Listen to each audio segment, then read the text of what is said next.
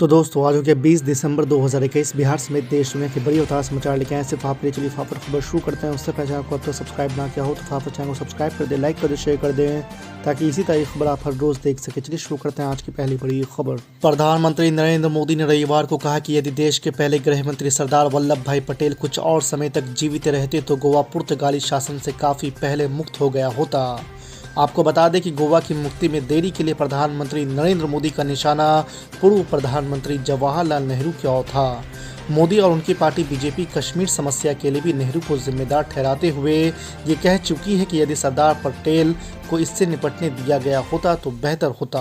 दूसरी बड़ी खबर, दिल्ली के मुख्यमंत्री अरविंद केजरीवाल ने भाजपा और कांग्रेस दोनों पार्टियों को निशाने पर लिया है। उन्होंने कहा है कि दिल्ली में लाखों छात्रों ने अपना दाखिला प्राइवेट स्कूलों से सरकारी स्कूलों में किया, लेकिन अन्य दलों ने जानबूझकर लोगों को गरीब रखने के लिए ऐसा नहीं किया। दिल्ली के मुख्यमंत्री अरविंद केजरीवाल ने रविवार को भाजपा और कांग्रेस दोनों पार्टियों पर निशाना साधा है। उन्होंने दिल्ली के अन्य राज्यों के मुकाबले बेहतर मॉडल दिल्ली को बताया है। अरविंद केजरीवाल ने कहा है कि दिल्ली की आम आदमी पार्टी सरकार ने जो काम जनता के भलाई के लिए किए हैं वो पिछले 70 सालों में नहीं हुए हैं। तीसरी बड़ी खबर, कोरोना का ओमिक्रॉन वेरिएंट दुनिया भर के लिए खतरे के साथ ही पाबंदियों का दौर भी वापस लेकर आ गया है। टीकाकरण की तेज रफ्तार के साथ ही उम्मीद की जा रही थी कि कोरोना का कहर मंद पड़ेगा, लेकिन अमेरिका, फ्रांस, ब्रिटेन जैसे देशों में रोज आ रहे रिकॉर्ड कोविड केसों ने एक बार फिर से सख्त प्रतिबंधों की वापसी के लिए मजबूर कर दिया है। आपको बता दें कि फ्रांस ने नए साल के जश्न के दौरान आतिशबाजी पर रोक लगा दी है, तो वहीं नीदरलैंड ने क्रिसमस पर लॉकडाउन का ऐलान कर दिया है। ब्रिटेन में भी रोज आ रहे ताबड़तोड़ केसों के बीच फिर से लॉकडाउन लगाने पर विचार किया जा रहा है और आयरलैंड ने भी पब बार पर पाबंदी लगा दी है। आपको बता दें कि भारत में अभी तक कोरोना के नए केस बढ़ने शुरू नहीं हुए हैं, लेकिन ओमिक्रॉन के मामले जरूरी तेजी से बढ़ रहे हैं। महाराष्ट्र में सबसे ज्यादा ओमिक्रॉन मामले दर्ज किए गए हैं। चौथी बड़ी खबर, मुख्यमंत्री योगी आदित्यनाथ 25 दिसंबर को लखनऊ के भारत रत्न अटल बिहारी वाजपेयी इकाना स्टेडियम में 1 लाख युवाओं को फ्री टैबलेट और मोबाइल सौंपेंगे। इसमें राज्य के हर जिले से बड़ी संख्या में छात्र छात्राएं शामिल होंगे। आपको बता दें कि मुख्यमंत्री योगी आदित्यनाथ ने 1 लाख युवाओं को फ्री मोबाइल और टैबलेट देने की घोषणा की है, जिसके तहत पहले चरण में 25 दिसंबर को 60,000 मोबाइल और 40,000 टैबलेट का वितरण होगा। आपको बता दें कि देश के इतिहास में ये पहली बार हो रहा है कि इतनी बड़ी संख्या में युवाओं को फ्री मोबाइल और टैबलेट दिया जा रहा है। पांचवी बड़ी खबर, उत्तर प्रदेश में आगामी विधानसभा चुनाव से पहले सियासी जुबानी जंग तेज हो गई है। प्रधानमंत्री नरेंद्र मोदी के यूपी प्लस योगी बहुत है। यूपी योगी के बयान पर समाजवादी पार्टी के अध्यक्ष अखिलेश यादव ने पलटवार किया है।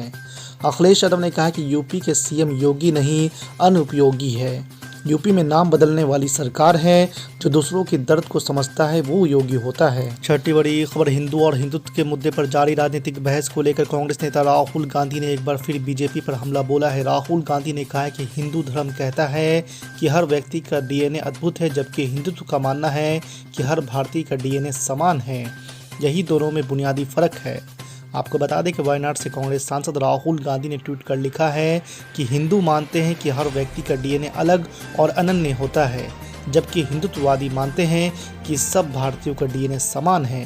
इससे पहले शनिवार को प्रधानमंत्री नरेंद्र मोदी के वाराणसी दौरे पर तंज कसते हुए राहुल गांधी ने कहा था कि कोई व्यक्ति गंगा में अकेले स्नान करता है तो उसे हिंदुत्ववादी कहा जा सकता है। सातवीं बड़ी खबर, एमआईएम प्रमुख असदुद्दीन ओवैसी ने कहा कि मुसलमानों को वोटों की मशीन नहीं बननी चाहिए। इतनी बड़ी ताकत में होने के बावजूद उन्होंने कुछ हासिल नहीं किया, जबकि सभी बिरादरियों के नेता है। आपको बता दें कि रविवार को नगीना में शोषित वंचित समाज सम्मेलन में असदुद्दीन ओवैसी ने बीएसपी, सपा और भाजपा पर जमकर प्रहार किया है। आपको बता दें कि हैदराबाद से सांसद असदुद्दीन ओवैसी ने कहा कि दलितों ने मायावती को अपना नेता बनाया, यादवों ने अखिलेश यादव को नेता चुना, चौधरी चरण सिंह से लेकर जयन तक कहते हैं कि जाट हमारे साथ है। कुर्मियों ने अपना नेता को पैदा किया, मुसलमानों का कोई नेता नहीं है। मुसलमानों को केवल वोट की मशीन नहीं बनना चाहिए। नरेंद्र मोदी जी मीरठ शहर में ट्रैफिक का प्रॉब्लम हल नहीं कर सके, वो गंगा एक्सप्रेसवे बनाएंगे। गंगा एक्सप्रेसवे बनाएंगे। कितना लंबा लंबा छोड़ते हैं। बिजली बम्बा बाईपास मीरठ का मोदी जी कब से बन रहा है? अखिलेश के जमाने से चल रहा है। वो मुकम्मल नहीं हुआ, मोदी जी बोले गंगा एक्सप्रेसवे बना दो। काम आज आप देखते हैं कि वजीर आजम बीजेपी के दौर में रही है, 14% इन्फ्लेशन रेट है। जीएसटी साबुन से लेकर बनियन तक जीएसटी नरेंद्र मोदी लगा दिए। अरे जीएसटी साबुन से लेकर बनियन तक। और फिर जो लोग फिक्स डिपॉजिट में पीपीएफ में इन्वेस्टमेंट किए उनको क्या मिल रहा है वो सोच ले। जो मोदी के भक्त हैं, जो दिन रात मोदी मोदी करते हैं, मैं उनसे मुखातिब हूं, आपसे नहीं हूं।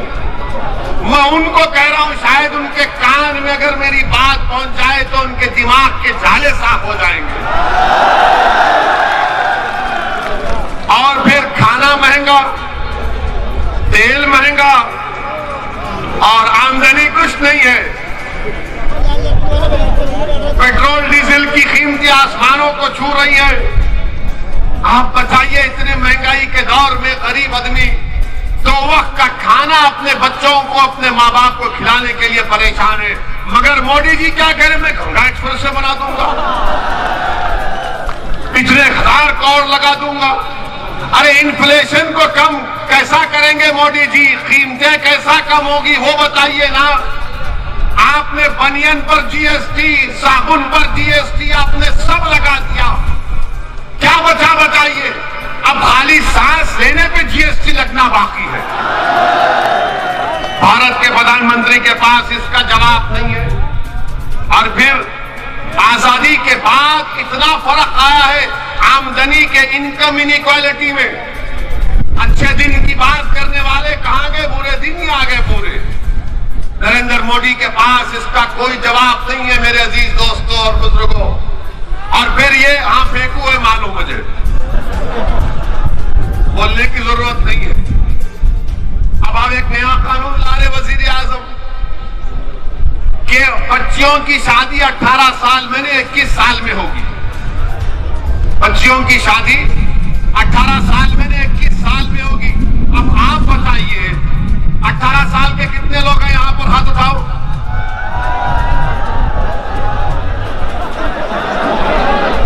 यानी अब आप वोट डालेंगे ना? आप अपने पसंद के विधायक को वोट डालेंगे ना? और कानून आपको इजाजत देता है बिजनेस आप शुरू कर सकते, आप कॉन्ट्रैक्ट भी साइन कर सकते। अब कानून यह भी कहता है कि अगर तुम्हारा दिल चाहा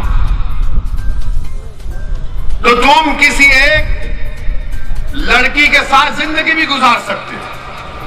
गुनाह नहीं है, कानून में गुनाह नहीं है, ये सब कर सकते। मगर मोदी जी बोले शादी नहीं कर सकते। हाय मोदी जी, आपको शादी से इतनी नफरत क्यों है?